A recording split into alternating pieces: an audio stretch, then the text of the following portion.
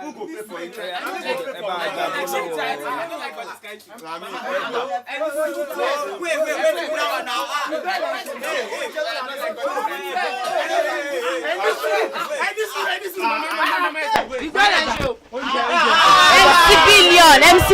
MC Billion. I'll talk to you.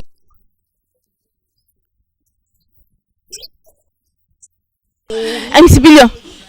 No be now. MC Billion. MC Billion, I want to ask you a question. MC Billion, what do you think is Buhari's main project as the president of Nigeria? Is this in the health sector, educational sector, or youth empowerment? But the problem, I'll answer your question. Buhari main project, health sector, he does not even know the meaning. But for educational sector, our president is an SSC holder. So he does not, he see education as something that is not important, it's not a necessity.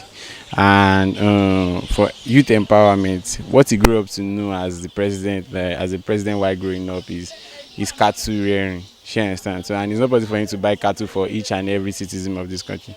So he's failing in that aspect. But the project that is concerned about and that is important to him is traveling the world and borrowing of money to jeopardize our country.